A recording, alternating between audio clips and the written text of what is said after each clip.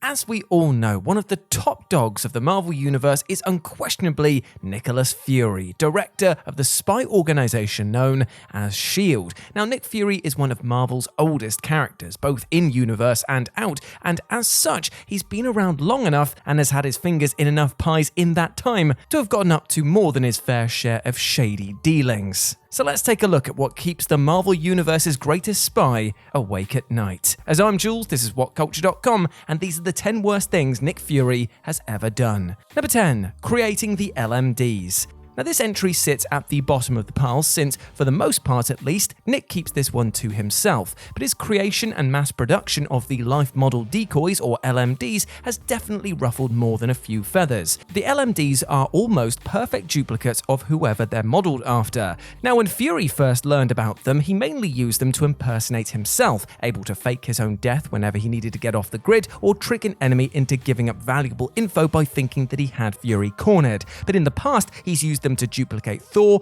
Iron Man, and many others. And that's not even mentioning the shenanigans the LMDs get up to in Agents of S.H.I.E.L.D, where an anti-Inhuman terrorist group gets a hold of a literal army of them and nearly drives all of our heroes mad with paranoia that any one of them could be an LMD that replaced the original. These things are just bad news all around, and Fury should have jettisoned the ones that he had a long time ago. Number 9. Using the TESSERACT to make weapons. Avengers 2012. Despite the MCU being far more family-friendly than the comics can be at times, this hasn't stopped Nick Fury from crossing some pretty ugly lines. In the first Avengers, Nick Fury rubs his bosses the wrong way by backing the Avengers initiative, so we're led to believe that he's 100% on our side. But Nick Fury always has a backup plan, even if said backup plan is, pretty suspicious. In case the Avengers initiative failed, his plan was to study the Tesseract in order to make super-powered weapons that could be used against S.H.I.E.L.D's enemies, of which there were many. So presumably, if this had gone through, a lot of people would have wound up dead before Fury was halfway down his hit list. Of course, these plans never came to fruition, as the Avengers stopped Loki and then returned the Tesseract to Asgard for safekeeping. Well, until Loki bent the space-time continuum over a barrel in Endgame by stealing it, but that's neither here nor there. Number 8. Murdered J.T. James and then covered it up. Secret Warriors number 22. Nick Fury is a man more than willing to compromise morals if it means completing a mission, or even just to make completing a mission slightly easier. And that's especially true when compromising morals means murdering his own teammates in cold blood and then covering it up. During a tie-in story between the series Secret Warriors and the event Comic Siege, Fury's dissatisfaction with James as a teammate reached a boiling point. Now, to be fair, it wasn't like James wasn't giving Fury reason to not like him, as the man was constantly undercutting his orders at important moments, questioning him when he so much as breathed incorrectly, and just generally tried to pick a fight with him whenever he could. But that didn't give Fury cause to do what he did at the end of the story, which was to knowingly drop James off of a cliff to his death. When he was questioned about it later on, Fury covered up the whole thing, and since poor JT remains dead to this day, the chances of this coming back to bite him in the ass are, pretty low. Number 7. Resurrected Coulson without his consent. Agents of S.H.I.E.L.D. When Agents of S.H.I.E.L.D. started, the big question the show asked, considering the format that it was going to be based on, was obviously, how the hell is Coulson still alive? He was pretty soundly dead at the end of the Avengers' second act, and it's notoriously hard to bring somebody back to life after they've been impaled by a spear whose blade is the width of a human arm. Well, it turns out that Fury had a project in place for years called Project Tahiti, whose goal was to implant human memories into robotic bodies. When Coulson died, Fury had the perfect test subject. To top it all off, since being forcibly brought back to life in an unfeeling robotic husk can be, spiritually taxing to say the least, Fury just wiped Coulson's mind of the entire experience, leaving him convinced that he didn't even die in the first place.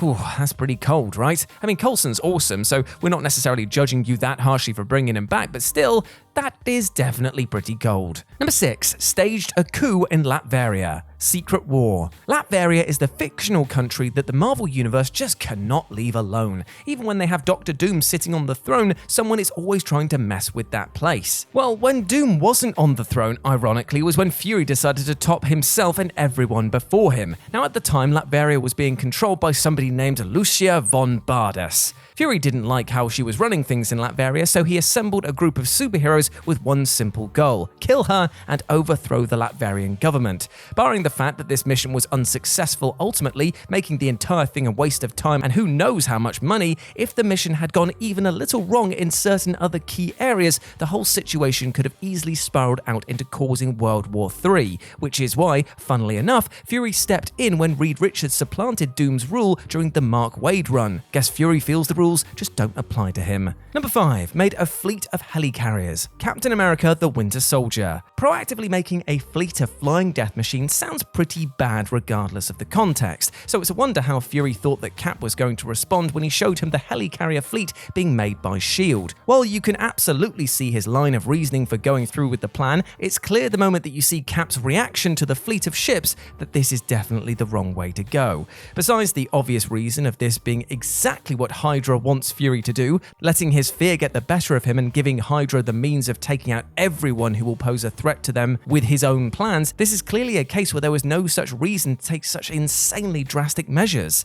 Despite his best efforts, Fury became the architect for the destruction of S.H.I.E.L.D. by going through with this plan. Number 4. He worked with Red Skull. Ultimate Avengers number 6. It's understandable that Nick Fury would have to cross some lines that other heroes would never be willing to do in order to get the job done. That's just how it is in his line of work. However, working with an actual, literal Nazi should definitely be considered off the table pretty much universally, as there are few, if any, scenarios where you can justify that decision. But then, this behavior tracks with Ultimate Nick Fury, seeing as how, like everyone else that Mark Millar wrote in the Ultimate Universe, Ultimate Fury was a belligerent, hateful, manipulative, closed-minded blowhard, the kind of jerk that would burn $100 bills in front of homeless kids for kicks. So it should have surprised no one when Ultimate Avengers number 6 revealed that Nick Fury lured Red Skull out of retirement and gave him the resources to wreak havoc again, simply because then dealing with him would get him his position at S.H.I.E.L.D. back.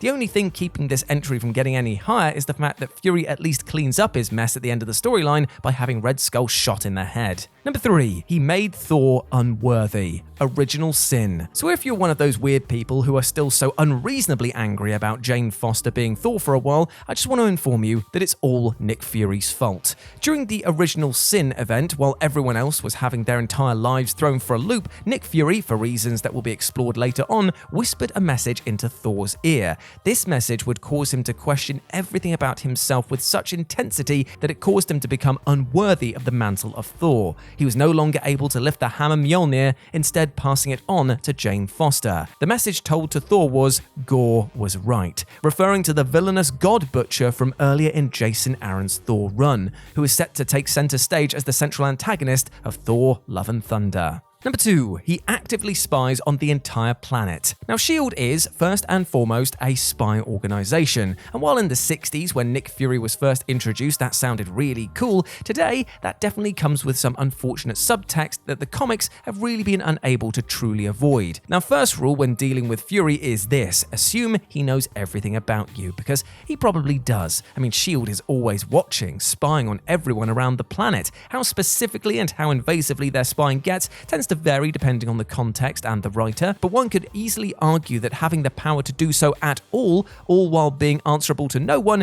is a step too far all on its own. Now, Nick Fury at least tries to be ethical about it, which is more than you can say for the many characters who have taken over for him in the years, but this is definitely too much power for one man, hell, even one organization to have, as it violates God knows how many ethical laws and personal freedoms.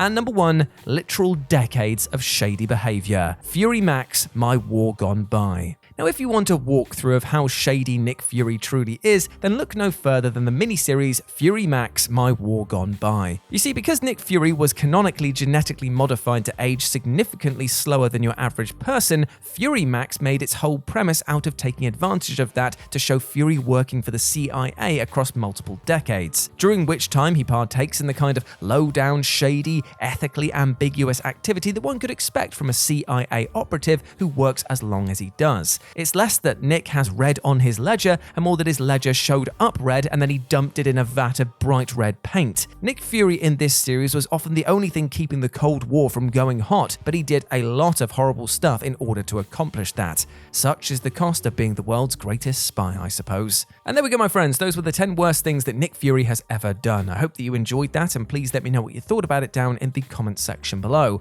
As always, I've been Jules. You can go follow me over on Twitter at RetroJ with a 0, or you can swing by Live and Let's Dice, that's Dice with a C, where I do all of my streaming outside of work, and it'd be great to see you over there. As always, I've been Jules. You have been awesome. Never forget that, and I'll speak to you soon. Bye.